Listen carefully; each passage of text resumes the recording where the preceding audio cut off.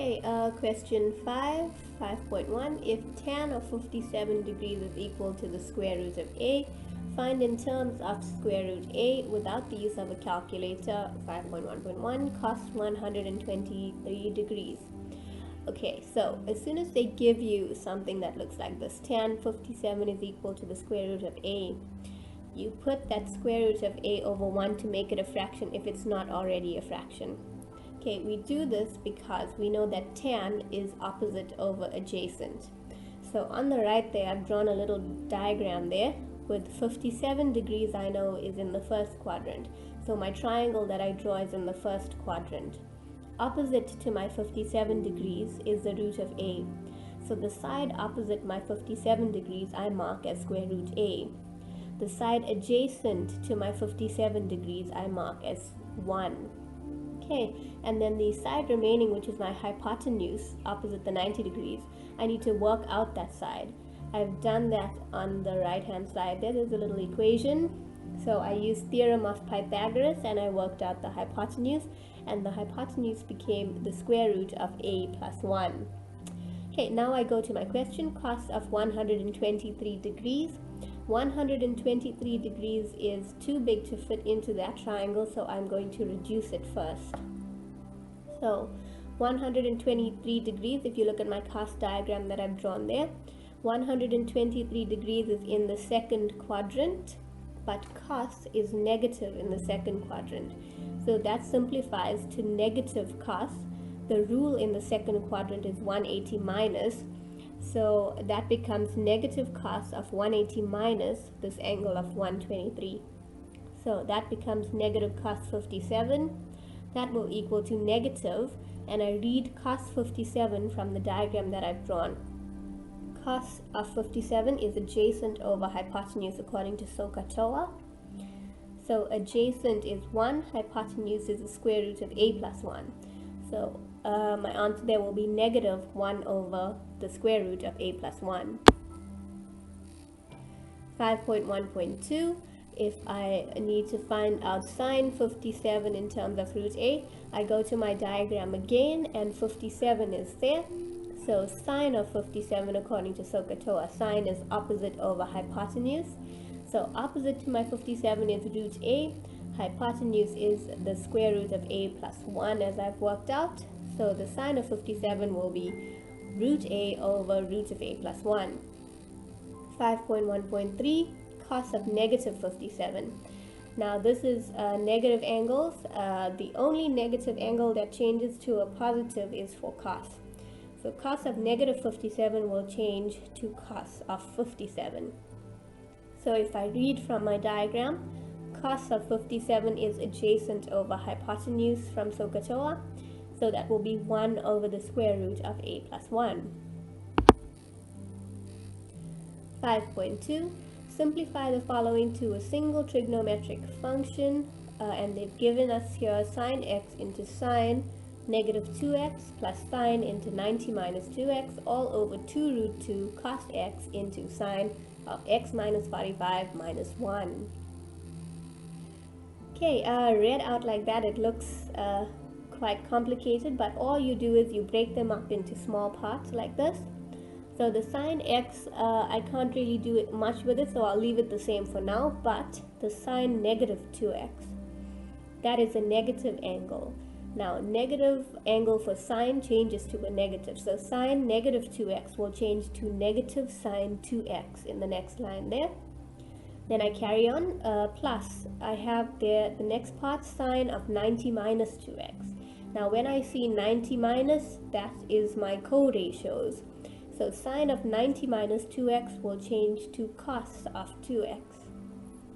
All over, the 2 root 2 at the bottom stays the same. There's not much I can do with that. The cos x is not much I can do with it yet, so that stays the same. But in the bracket there, I have sine of x minus 45. Now if you look at your data sheet, that is a compound angle for sine. So follow the expansion on the data sheet and you should get sine x times cos 45 minus cos x times sine 45. That's the compound angle opened up, and then there's a minus 1 at the end there. Okay, so if we continue to simplify this, The numerator looks like that stayed the same, but the denominator now I've changed. You see my 45 degrees there. The 45 degrees is a special angle. So 30 degrees, 45 degrees, and 60 degrees, those are special angles. You need to know how to change them. So cos 45 I've changed to root 2 over 2. And also after that you can see sine 45 I've also changed to root 2 over 2 there.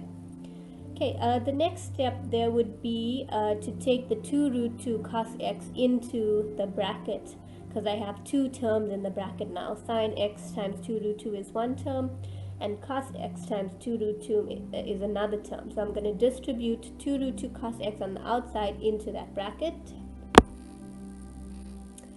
Okay, and I should end up with, my numerator is still the same, I should end up with 2 sine x cos x minus 2 cos squared x minus 1 after my distribution in the previous line. Okay, so my numerator still stayed the same. I'm still working with my denominator. You can see that 2 sine x cos x should ring a bell to you. If you look at your data sheet, 2 sine x cos x is a double angle. That changes to sine of 2x. Then if you look after that, 2 cos squared x minus 1 also should ring a bell. On your data sheet, you'll see that 2 cos squared x minus 1 changes to cos x. So we need to decide what we're doing now with this fraction. We can see at the bottom we have sine 2x minus cos 2x.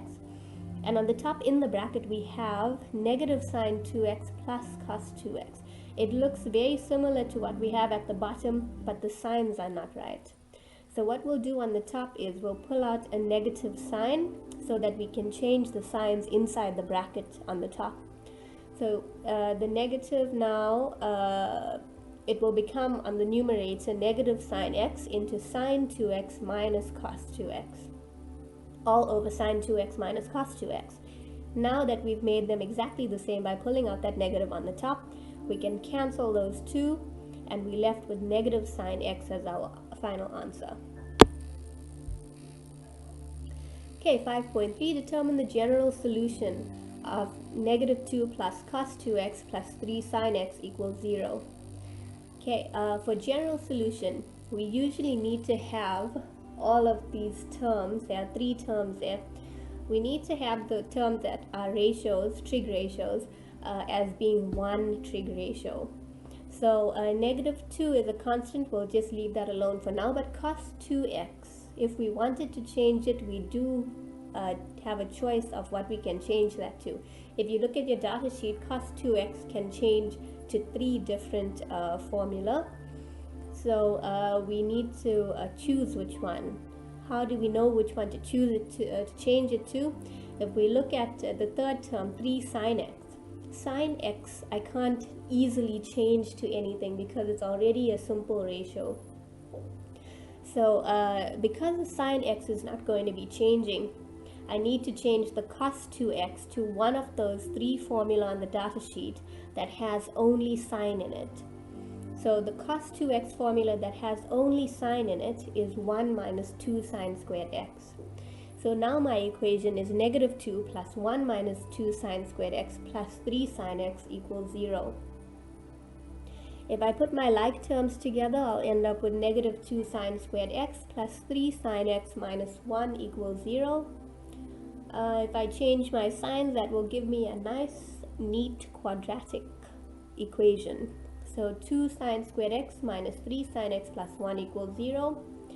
You can factorize that using the cross method, and you'll end up with 2 sine x minus 1 into sine x minus 1 is equal to 0.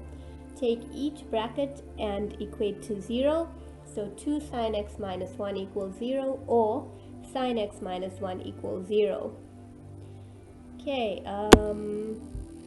now if 2 sine x is equal to 1, sine x is equal to a half. Because we have sine x is equal to a half, we can get x is equal to sine inverse of a half, and that will be my reference angle. Sine inverse half is 30 degrees, so my reference angle is 30 degrees. We go back to the line that says sine x is equal to half. That's the positive half. So if we go to our cos diagram, sine is positive in the first and the second quadrants. So my answers for this general solution will lie in the first and the second quadrants. So the first quadrant, there's no rule in the first quadrant, so the answer is just x is equal to 30 degrees plus k360, k element of z. Or we go to the second quadrant, the rule in the second quadrant is 180 minus, so x in the second quadrant will equal to 180 minus 30 degrees, our reference angle, plus 360, k360, k element z, so x is equal to 150 degrees plus k360, k element z. Just when we factorized our quadratic equation earlier, our other answer for sine x would equal to 1. Now when you have sine x, cos x, tan x equals to 1, -1, or 0, you can go to your table method on your calculator, type in f of x is equal to sine x, start at 0 degrees, end at 360 degrees, use step as 15 degrees, and wherever your y value in this case is 1, your x answer there will be the answer that you're looking for. So my y value is 1 when my x value is 90 degrees on my calculator. That's the only time, so x equals 90 as well is one of my answers. That should be x is equal to 90 plus k360, k element z there. Okay, 5.4. If cos 2 theta is equal to a half, calculate cos 4 theta without using a calculator. So cos 2 theta is equal to a half. Cos 4 theta is actually equal to cos of 2 times 2 theta.